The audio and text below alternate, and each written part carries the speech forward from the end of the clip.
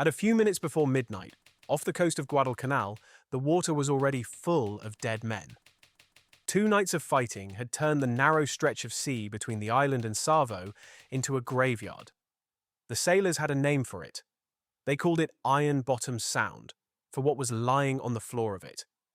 And now, into that same black water, a stronger Japanese force was steaming in to finish the job.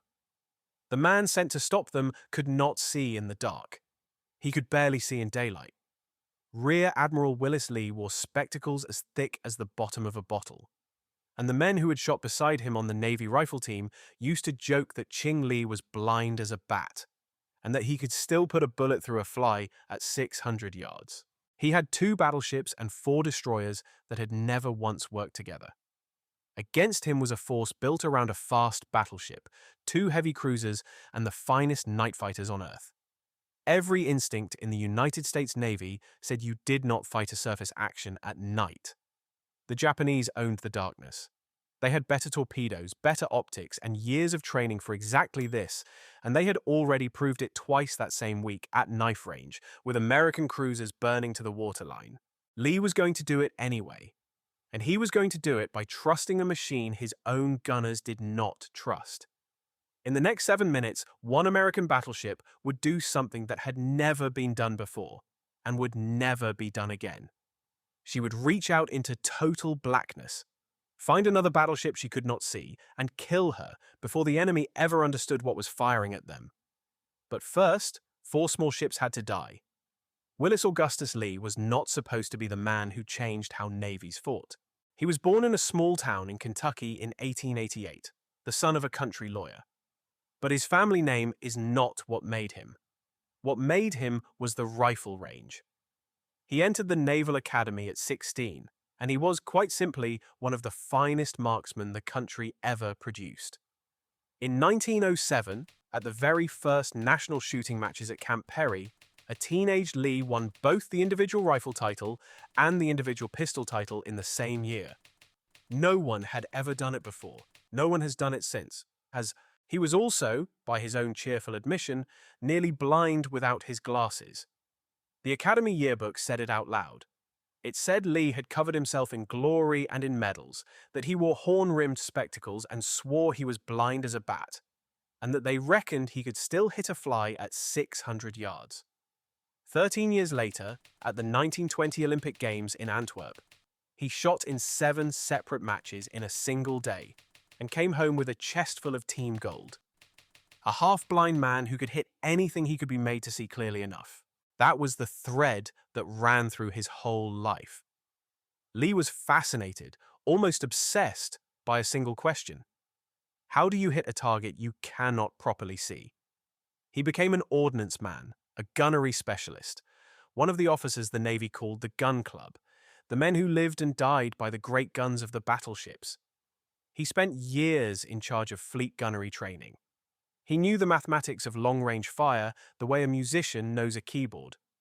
And when radar came quietly into the fleet, most senior officers treated it as a novelty, a gadget, something to fall back on when the weather closed in and you could not use your eyes. They did not trust it. They had been trained their whole careers to fight by eye, by lookout, by the feel of a night, and they were not about to hand that over to a green tube full of humming electronics. Lee looked at radar and saw the answer to the question he had been asking his entire life. Officers who served with him said he understood the sets better than the men who operated them. He did not want radar as a backup. He wanted to fight with it, to stop aiming with the human eye, which failed the moment the light went, and start aiming with the machine, which did not care whether the sun was up. In the autumn of 1942, the Navy handed him the chance to try because the Navy was losing. Guadalcanal was the first place the United States had gone on the offensive in the entire Pacific War, and by November, the whole gamble was hanging by a thread. The Marines ashore were sick, half-starved, and pinned around a single dirt airfield. And every night, Japanese warships came racing down the channel the Americans called the Slot to shell that airfield flat, so their own soldiers could swarm ashore and take the island back. The Japanese were very, very good at this kind of fighting. A night surface battle was the most confused and terrifying fight there was. Ships loomed up out of nothing at ranges where you could neither miss nor hide. Torpedoes ran unseen through the black water, and the whole thing was over in minutes, and half the time no one afterward was even sure what had happened. It was exactly the fight the United States Navy had spent years trying to avoid. It was exactly the fight the Japanese had spent years learning to win. The night before, on the 13th, an American force had thrown itself directly in front of one of those bombardment groups at point-blank range. It was less a battle than a bar brawl with battleships, quick, close, and savage. 2 American admirals were killed within minutes of each other. A light cruiser named the Juno was torpedoed and crippled in that fight, and the next morning, limping away, she was hit again by a Japanese submarine and came apart in a single flash.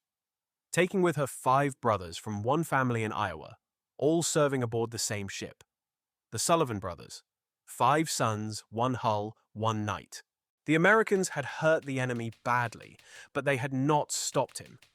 And now a second, heavier group was on its way, built around the battleship Kirishima under Vice Admiral Kondo, with orders to pound Henderson Field into rubble. And there was almost nothing left to put in the way. Almost nothing. 2 fast battleships happened to be in the area, the Washington and the South Dakota, and with them 4 destroyers. The American commander, Halsey, made the hard call. He handed all 6 ships to Lee and told him to take them into Ironbottom Sound and break up the bombardment. It was a desperate order, and everyone knew it. Battleships were the most valuable ships in the fleet, and the whole doctrine of the day was to keep them far from these cramped, reef-lined waters, out where they could not be ambushed by torpedoes in the night. Lee's 4 destroyers had been scraped together from whatever ships were near enough to come. Their captains had never operated together as a unit. They did not know one another's habits, did not share a common set of signals worked smooth by practice. Lee himself said the hardest part of the whole business was building a battle plan for ships that had never once worked as a team. He could only give them a simple scheme and trust each captain to use his own judgment once the shooting began. He described his own job that night, honestly, as little more than a coordinator standing at the head of a collection of strangers. And here is the strange thing. The thing that decided the battle before a single gun fired. The Japanese did not believe Lee was there at all. The American doctrine that kept battleships tied to the aircraft carriers was no secret to the enemy. When a Japanese float plane reported American warships in the area that evening, Admiral Kondo read the message exactly the way 20 years of experience told him to. He decided the battleships must have already pulled back with the carrier force, the way the Americans always did, and that what lay ahead of him was nothing worse than a few cruisers and destroyers. Even later, when one of his own lookouts on a heavy cruiser reported the tall silhouette of a battleship, Kondo brushed the report aside. He was certain. There were no American battleships in that sound. He was steaming and relaxed, expecting to sweep aside some light screening ships and then get on with the easy work of shelling the airfield. He had no idea he was about to collide with 2 enemy battleships in the blackness of the Sound. And he had no idea that one of them was commanded by a man who had decided to fight in a way no admiral had ever fought before. That is the question the whole night turns on. The Japanese were the acknowledged masters of night combat. The Americans were the nervous students, still half convinced that radar was a toy. Could a navy that had always fought by its eyes learn in the span of a single night to kill by mathematics instead? Could it find a battleship it could not see and put steel into her before she even knew the fight had begun? Willis Lee believed it could. He was about to bet 3,000 lives on it. Lee arranged his 6 ships as simply as he possibly could. Out in front went the 4 destroyers, strung in a single line, 500 yards between each one, with the 2 battleships following about 5,000 yards behind. It was a plain, almost primitive formation, but it was plain on purpose. Simple was the only thing these strangers could do together without falling into confusion. 2 of the destroyers did not even have search radar and were placed in the middle where the others could watch over them. Commander Thomas Fraser, aboard the destroyer Walke, was given charge of the screen for the plainest reason imaginable. He was the senior man present. That was the entire logic of it. They came around the western side of Savo Island a little after midnight and swung to the west, and almost at once Lee's radar began to talk. This was something naval warfare had never really seen before. On the Washington, the new surface search set was painting the enemy up out of the blackness. A scatter of glowing marks crawling across a screen, ships that no lookout could yet find with his eyes. Lee stood in the dim light of the plotting room and watched those marks close the range. And he waited. 24 minutes of pure nerve. A half-blind man staring at green fire on a glass tube, holding everything back, refusing to fire until the machine told him the geometry was right. Then, at last, he gave the word, and the Washington's great guns opened up on a target that not one human eye aboard had yet seen. But the Japanese were not helpless at night either. Their whole art was built around the torpedo, a weapon that needed no light to kill. Their doctrine sent their destroyers charging in close, holding their gunfire until their torpedoes were already in the water, so that the first the enemy knew of them was a wall of explosions along the hull. And out ahead of Lee's line, that art was already in motion. The Japanese had flung their own screen out ahead of their battleship, and it found the Americans first. A single Japanese destroyer, the Ayanami, had slipped along the black shadow of Savo Island, and now she turned and attacked the entire American formation by herself. One destroyer against 6 ships. She hugged the shore to stay hidden as long as she could, opened fire on the lead American destroyer, and loosed 6 torpedoes into the middle of the line. Behind her, a column led by the light cruiser Nagara came swinging in and threw 30 or 40 more torpedoes into the night. Long, fast, silent, and running deep. The 4 American destroyers took the blow, and they took nearly all of it in the same handful of minutes. The Preston was the first to die. She had no fire control radar at all, and had been tracking the battle by eye, and she had opened up on the Ayanami and was hitting her hard. Then, out of the blackness on her unengaged side, a heavy cruiser closed in almost unseen and fired at murderously short range. In the space of a few seconds, the Preston was hit on both sides at once. One salvo tore straight into her engine rooms. The whole after third of the ship became a single mass of red-hot blazing wreckage, and almost every man behind the second smokestack was killed where he stood, including her executive officer. Her captain, Commander Storms, gave the order to abandon ship, and there was barely time to shout it. In under 30 seconds, the Preston rolled onto her side and went down by the stern, her bow rearing straight up out of the sea and standing there vertical for 10 minutes, like a headstone. The report her surviving officers wrote afterward counted it in cold, exact figures. 25 men killed, 91 more missing, swallowed by the sea and never found. Over 100 men from a single destroyer, gone in about a minute. The Walke went next. She had turned to close the enemy, and she was straddled by gunfire, and then a torpedo struck her forward and blew the entire front of the ship apart, as far back as the bridge. Fire broke out everywhere. Commander Fraser, seeing that his ship was burning fiercely and going down fast, gave the order to abandon her. His crew did one last careful thing before they went over the side. They checked the depth charges, the drums of high explosive racked along the stern, and set them all to safe so they would not detonate among the swimmers. Then, the Walke slid under, bow first. And about 1 minute later, the depth charges exploded anyway. The report does not soften it. It says the blast killed and injured many men who, otherwise, would have survived. Men who had lived through the sinking of their own ship, floating in the oil in the dark, killed a minute later by their own ship's weapons as she settled beneath them. Commander Fraser was among the dead. Something like 80 of his men went down with her.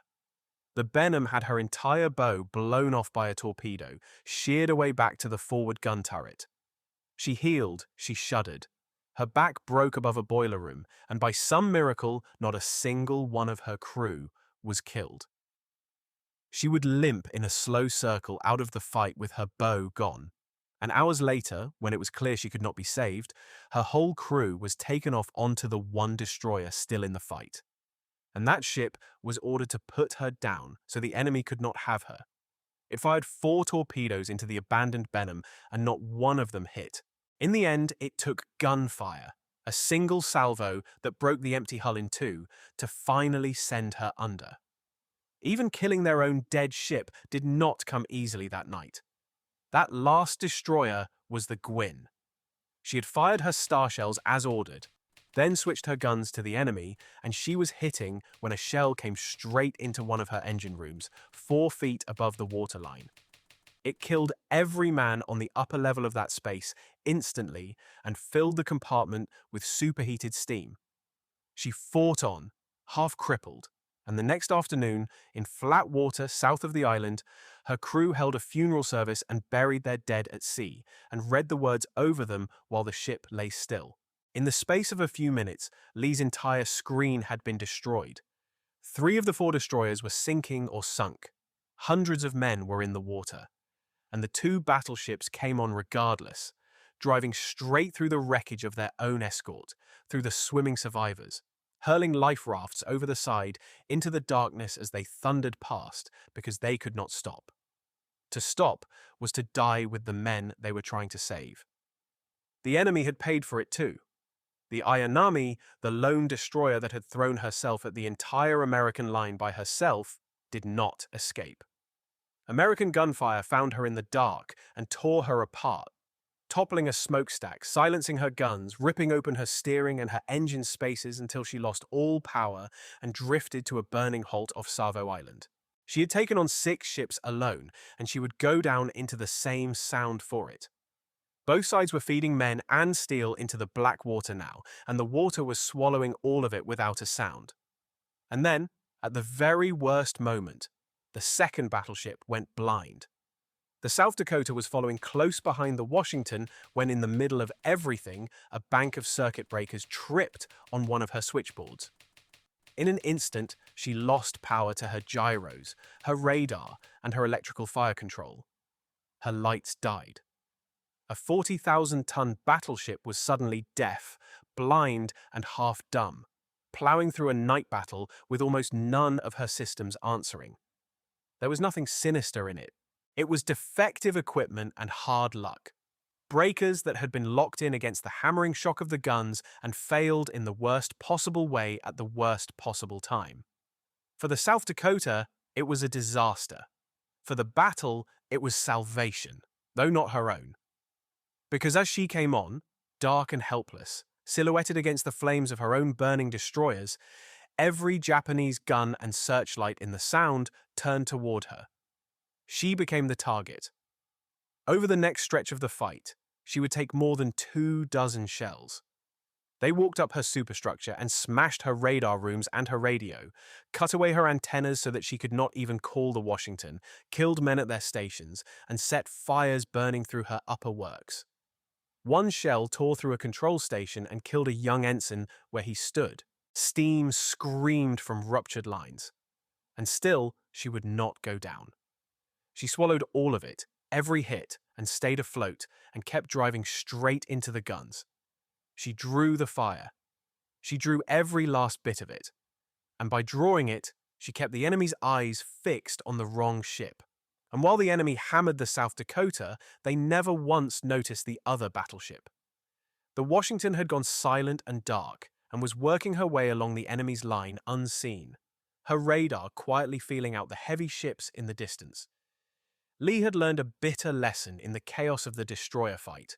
In the confusion, in the flashes and the smoke and the burning wrecks, there had been a terrible moment when he could no longer tell friend from foe, when the shapes on the radar and the shapes out in the night would not line up, and a wrong salvo could have fallen on his own destroyers.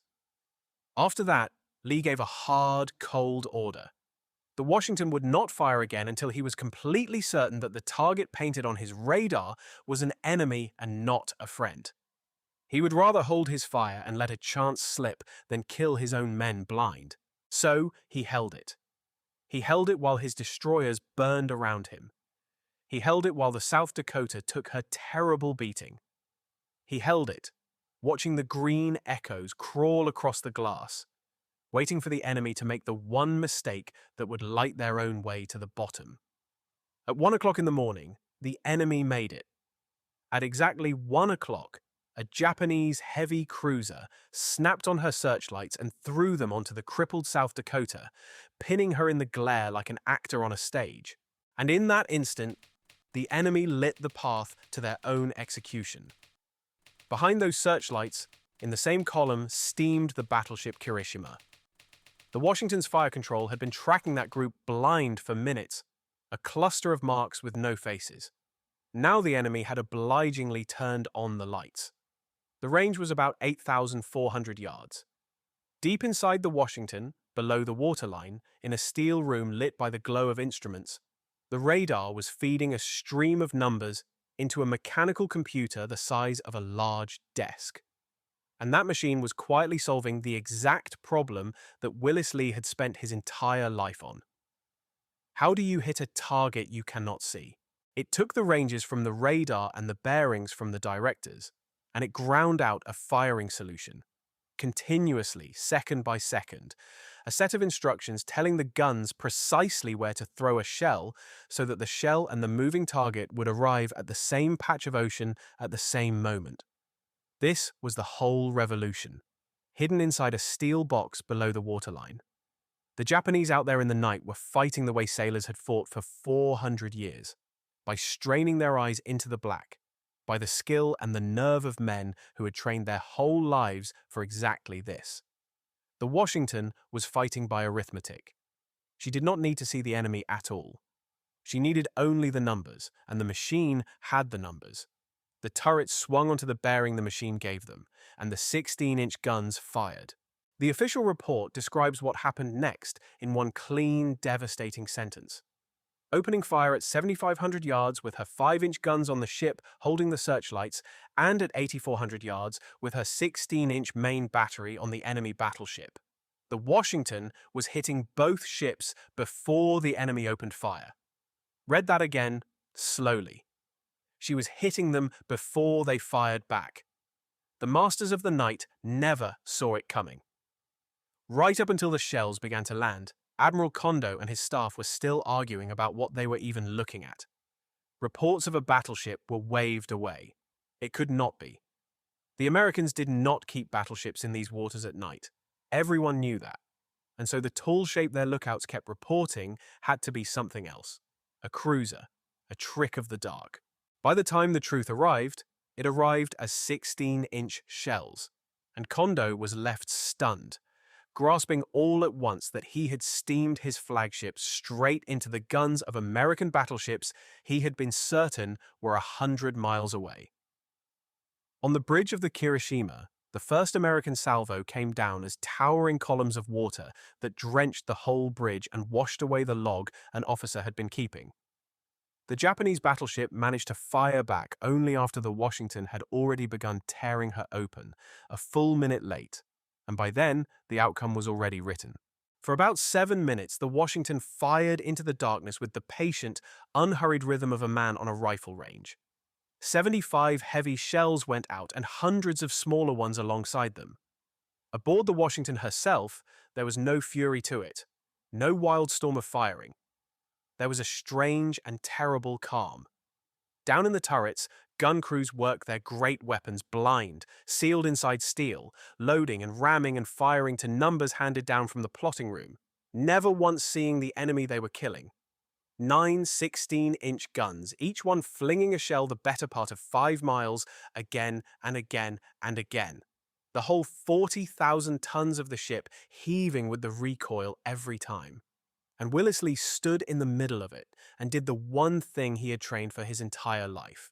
He watched, and he corrected, and he made certain of his target, and he killed with patience. It was, at the last, exactly like a match at Camp Perry.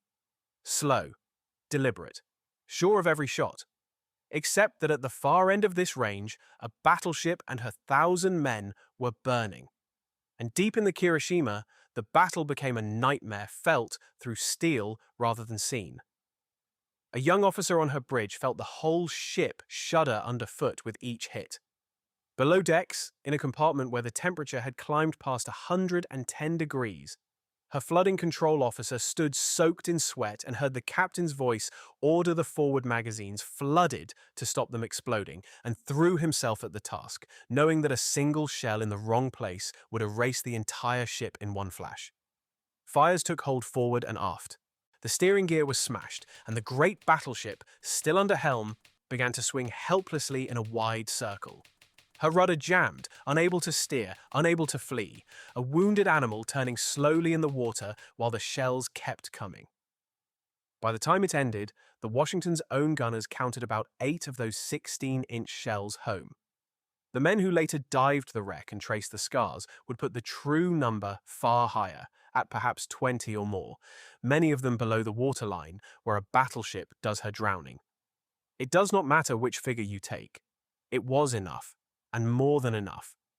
Each of those shells weighed as much as a small automobile and arrived with the energy of a speeding train, and the ones that struck her underwater opened her up to the sea.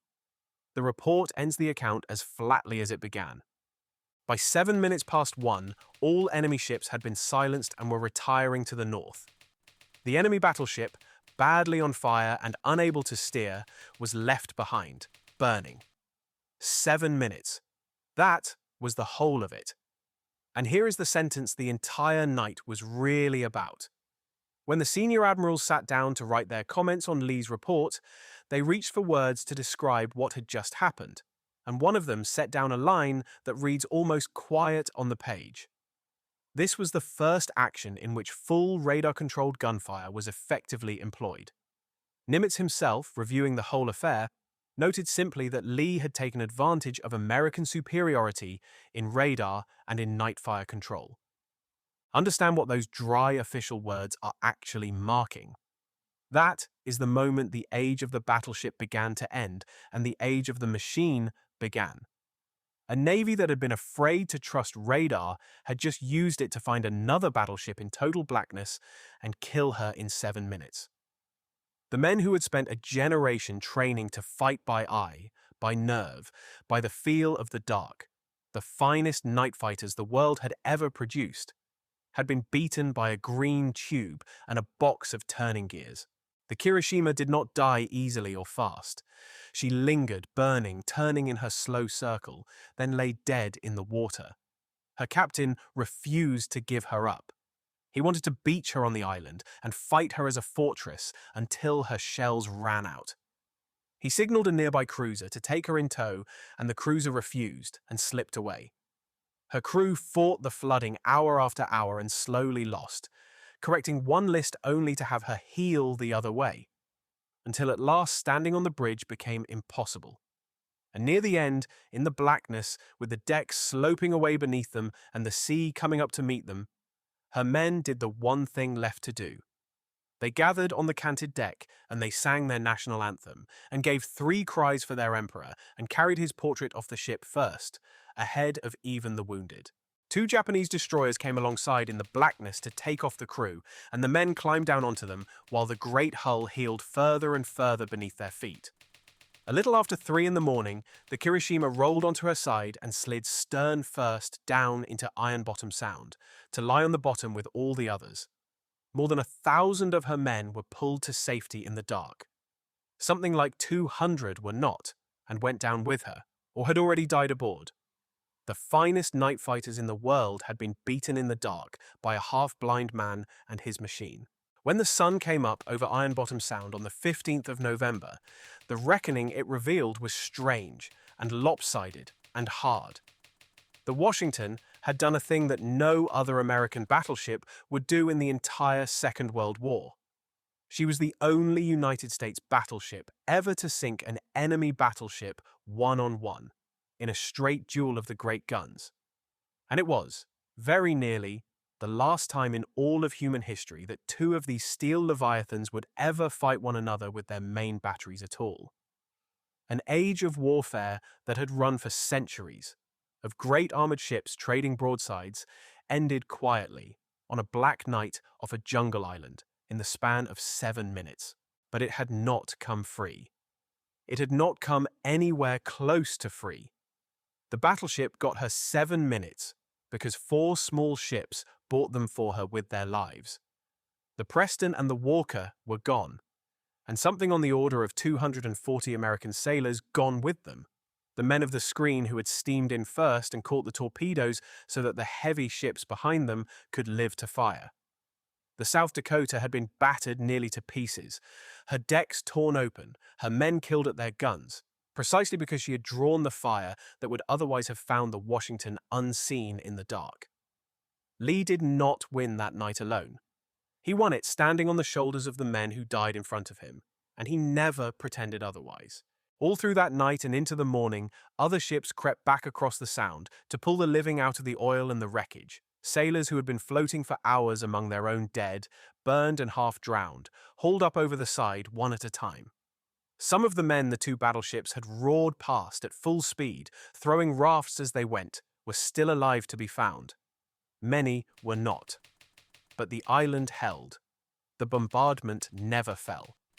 And there was more to it than that, something Lee's 7 minutes made possible the very next day.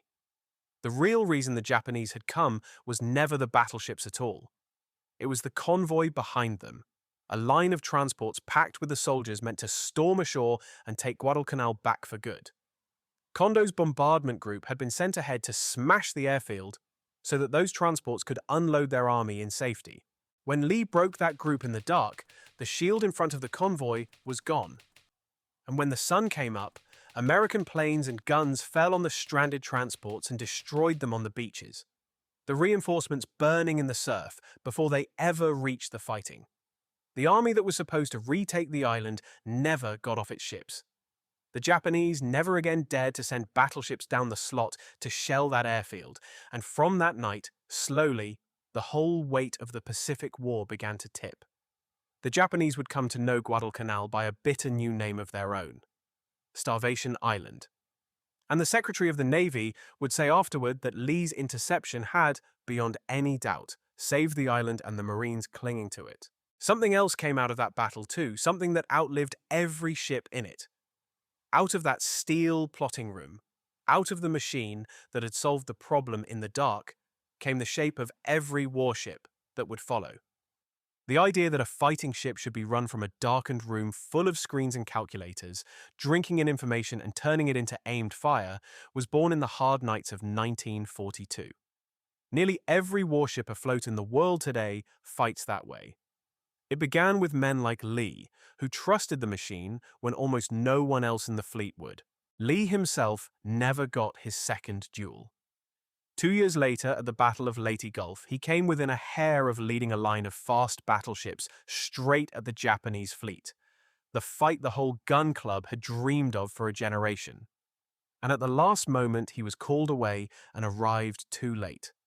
Whether his 16-inch guns could have beaten the great Japanese monster Yamato and her 18-inch guns is a question left forever unanswered. It was the closest he ever came again. Near the end of the war, the Navy took its finest gunnery admiral out of the fighting line and handed him one last problem. A storm of suicide planes was coming with the invasion of Japan, and someone had to work out how to stop them before they reached the fleet. So Lee went home to the coast of Maine, to an old battleship fitted out as a floating laboratory, to solve one final problem of hitting a target that was hard to see. He did not live to finish it.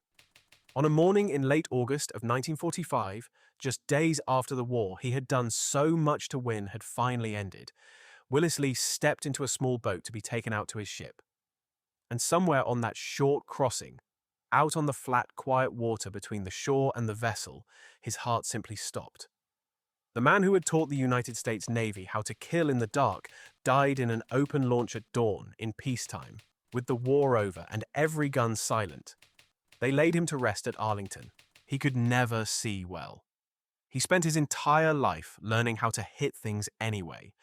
And on one black night off Guadalcanal for 7 minutes, that strange gift bent the course of a war. Almost everything you have just heard came straight out of the documents. Out of the action reports written in the days right after the battle, in the flat, careful language of men who had just watched their friends burn and drown, and who counted the cost in exact numbers because somebody had to. We read those reports for this film, the one from the Washington, the ones from the little ships of the screen, the Walke, the Preston, the Benham, and the Gwin. The report from Task Force 64 itself, the men who fought this thing through to the end. If your father, your grandfather, or your uncle served on any of those ships, on the Washington or the South Dakota, on one of the destroyers that went in first and took the torpedoes, or anywhere in the fleet off Guadalcanal in the autumn of 1942, leave his name and his ship in the comments below. We read every single one. These are exactly the men who should never be allowed to slip away into the dark.